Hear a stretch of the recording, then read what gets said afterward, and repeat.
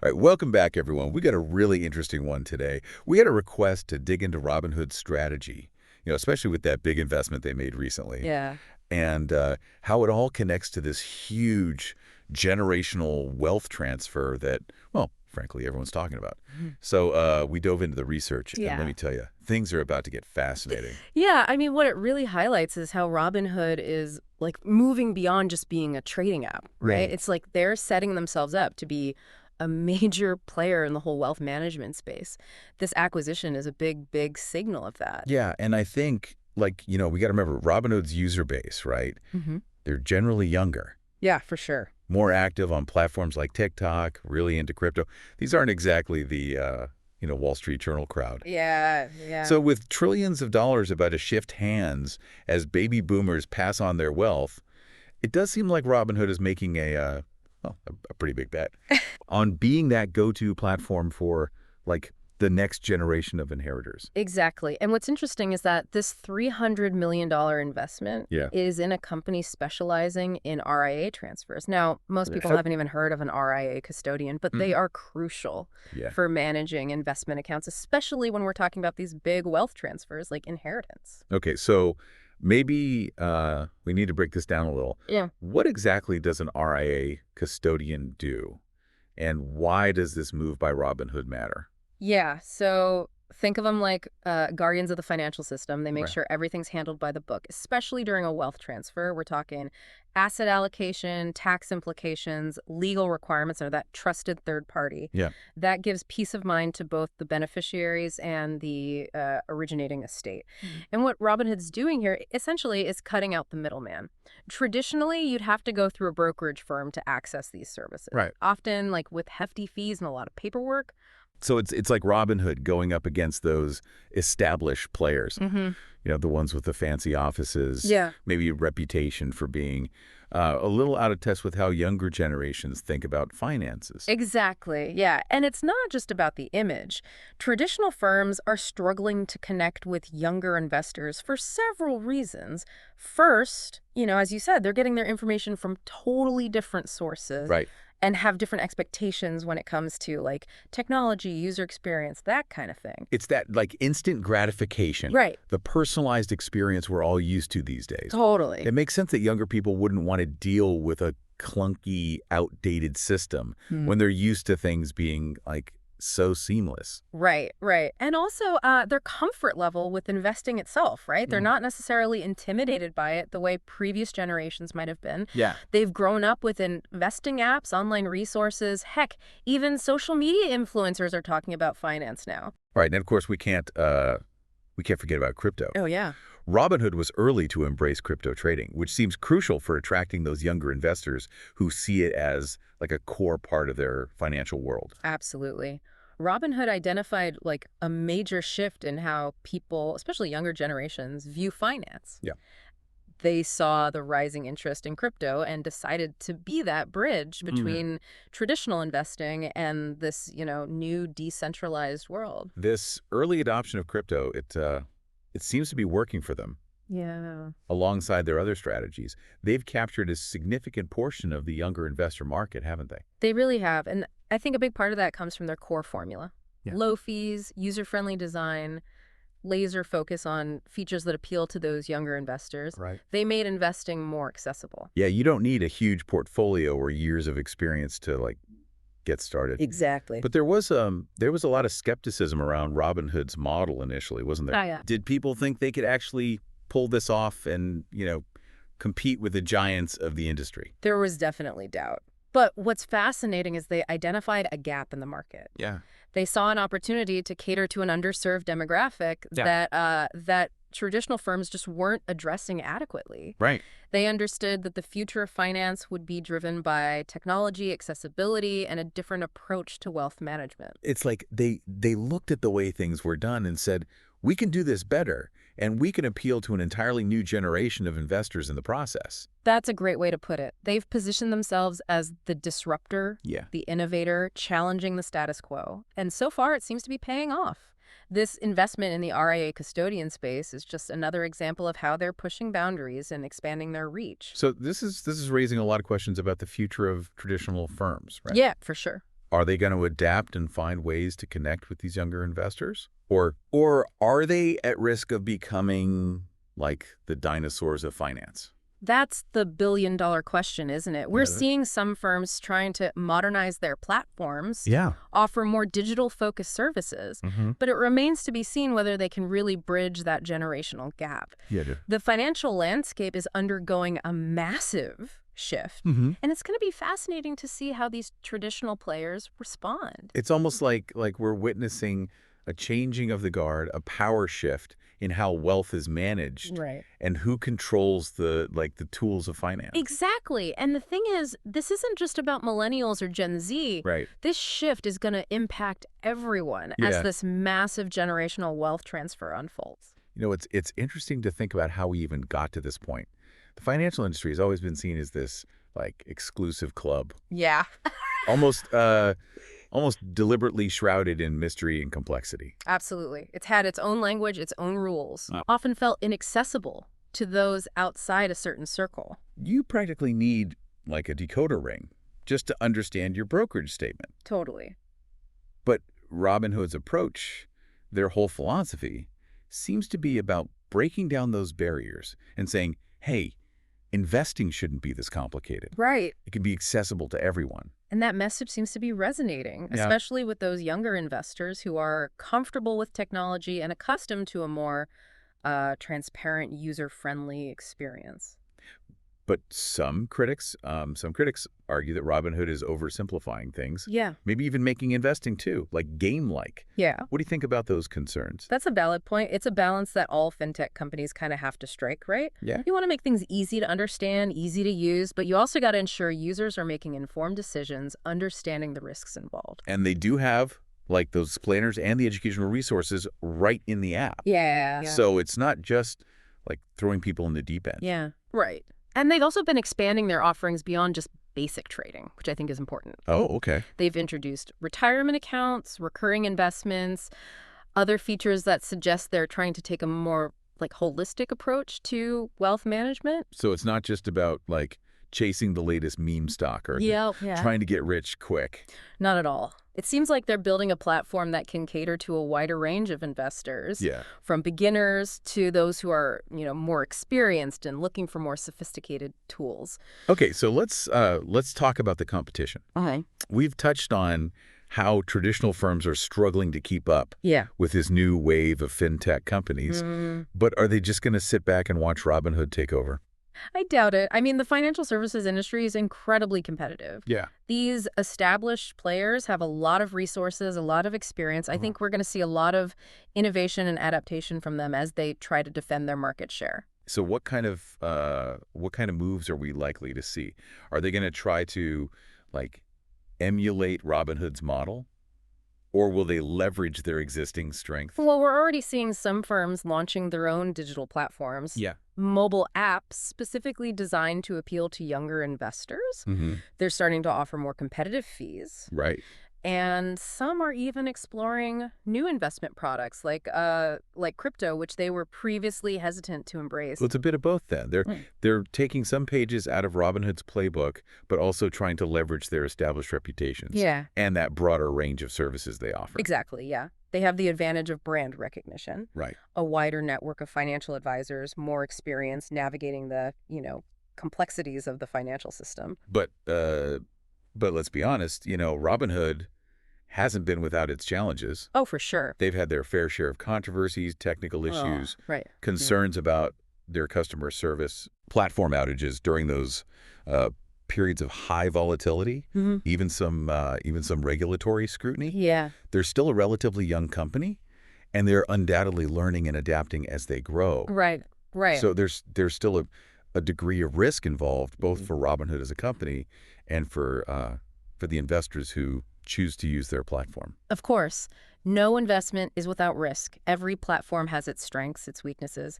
But what's exciting about this whole situation, I think, is that it's forcing the entire financial industry to evolve, to become more responsive to the needs of its customers. I like that perspective. It's like competition breeds innovation, and ultimately it's the investors who benefit from having more choices, better services. Absolutely.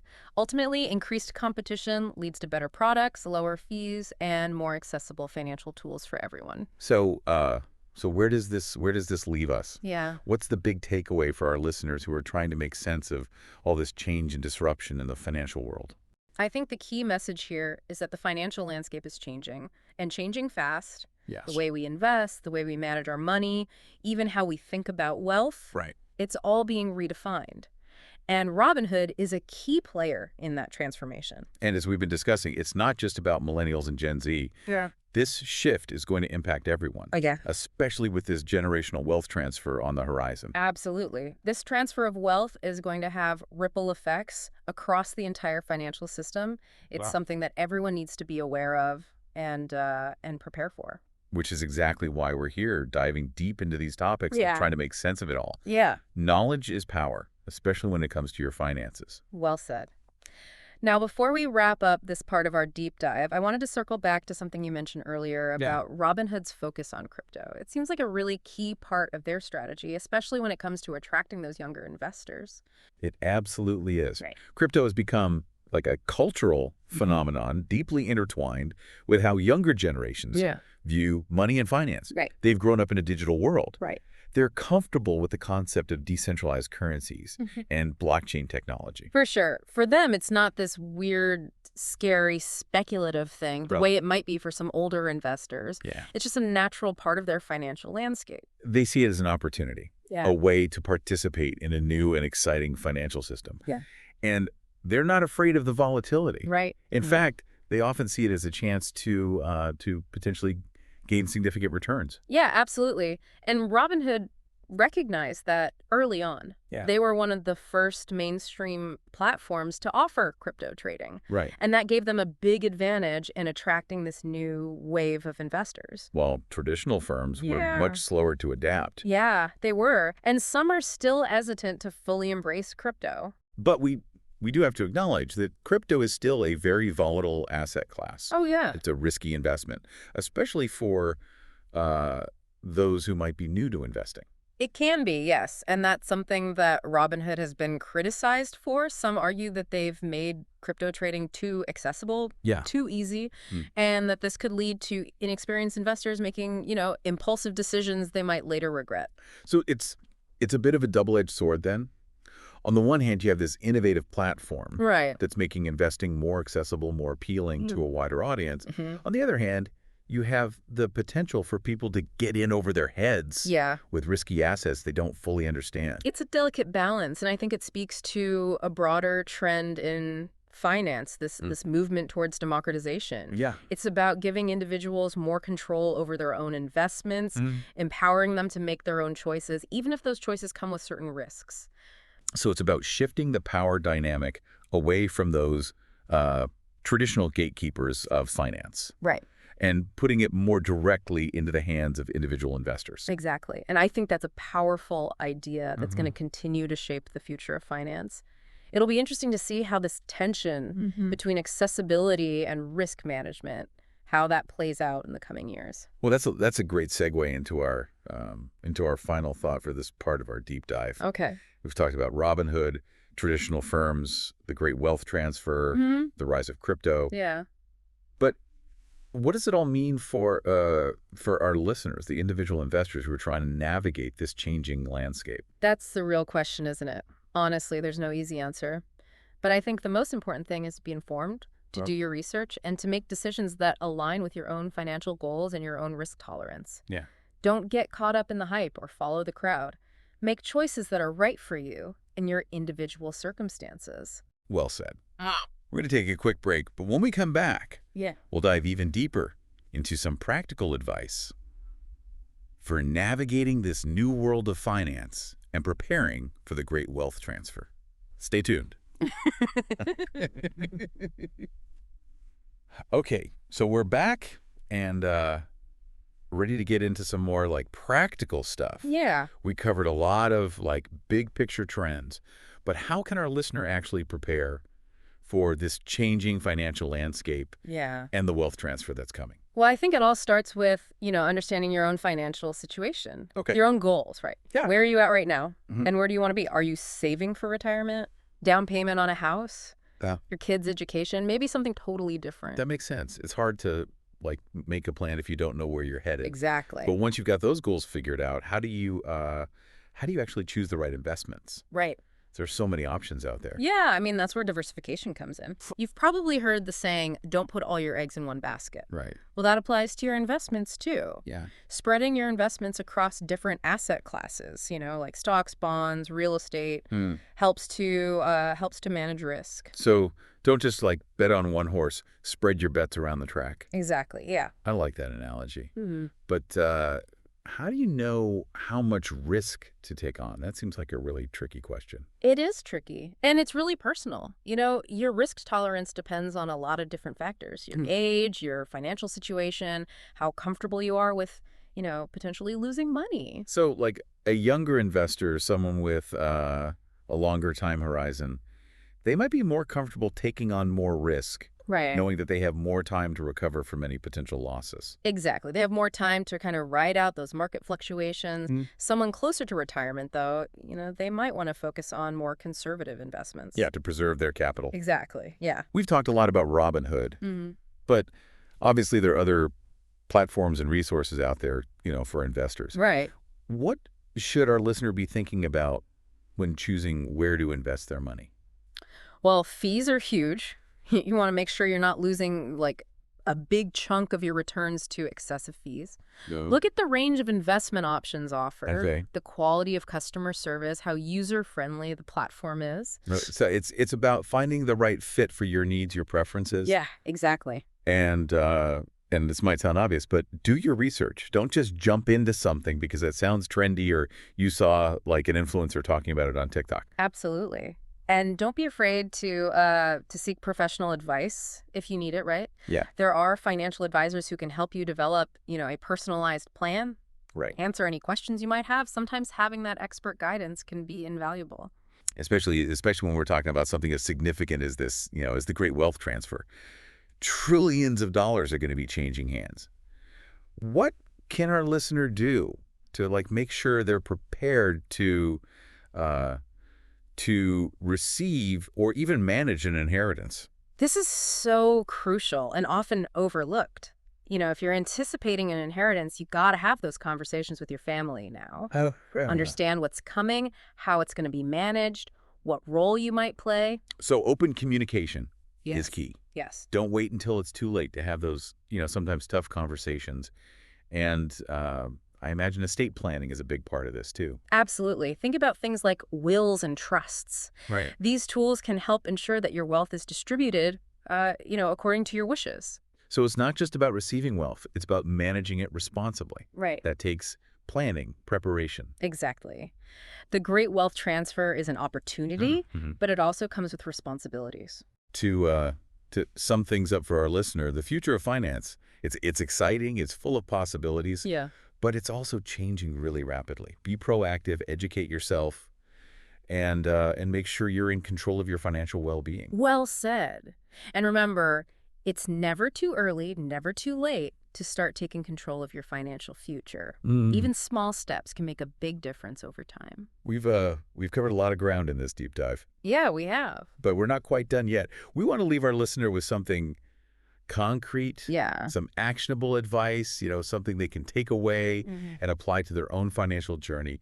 So what's the one piece of advice you give to someone who's maybe feeling a little overwhelmed by all this change, all this uncertainty?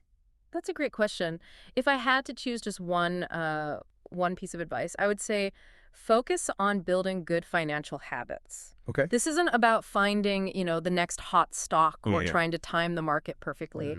It's about developing a solid foundation that will serve you well, regardless of what the markets are doing. So what are some examples of those good financial habits? Yeah. Where should our listeners start? I mean, the basics are always a great place to begin, right? Create a budget, track your spending. This will give you like a clear picture of where your money's going and where you can potentially cut back. Start saving early Okay. and consistently, even if it's just a small amount each month. Yeah. Those small contributions can really add up over time thanks to the power of compound interest. Compound interest is like magic, isn't it? Yeah, It's amazing how much your money can grow over time it if is. you just kind of let it do its thing. It really is. It's one of the most powerful tools you have for building wealth. Another important habit is to, pay down your debt as quickly as possible. Okay.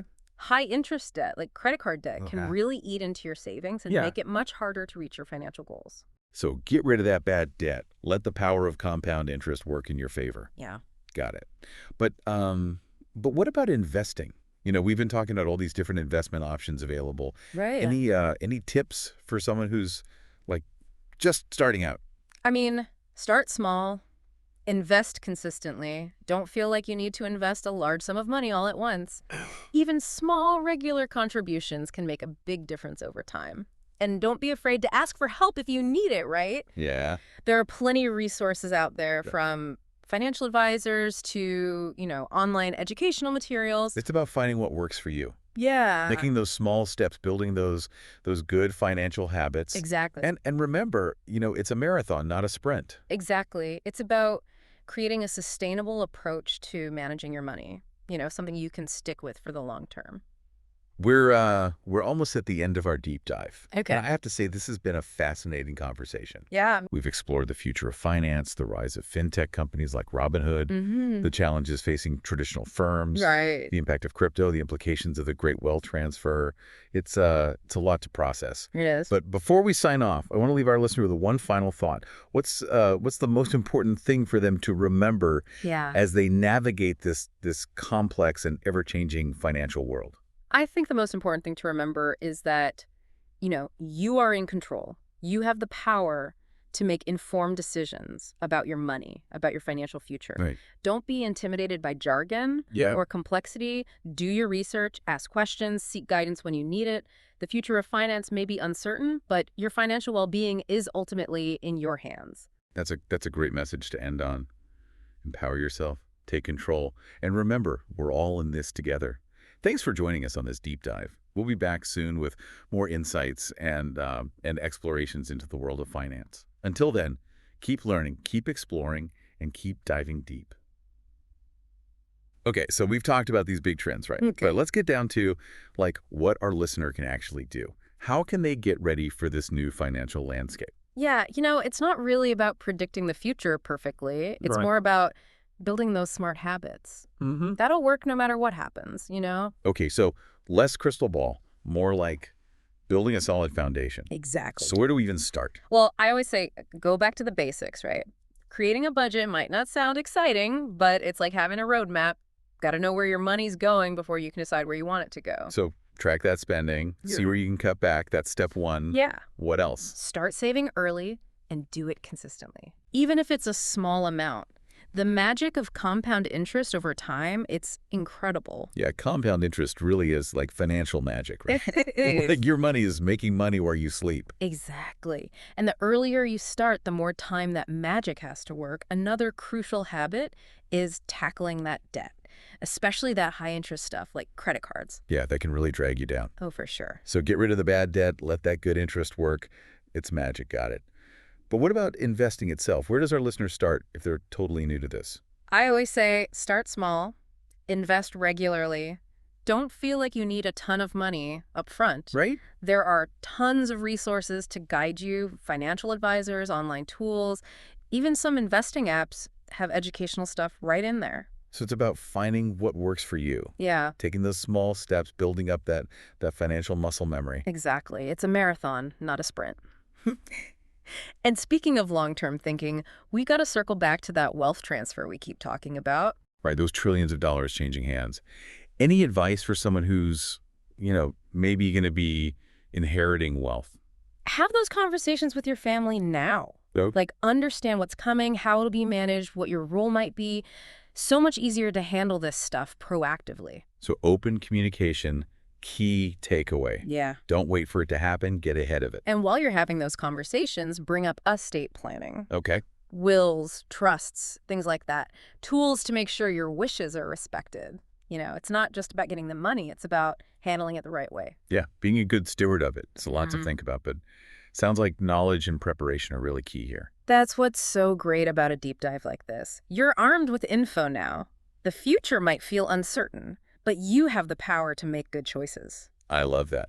Taking back control, that's a perfect way to wrap things up. Any final words of wisdom for our listener? Don't let all the financial jargon scare you. Do your research, ask questions, get guidance if you need it. Your financial well-being, it's ultimately in your hands. Such an empowering message. Thanks for taking this deep dive with us. We'll be back soon with more explorations into the world of finance. Until then, keep learning, keep exploring, and keep diving deep.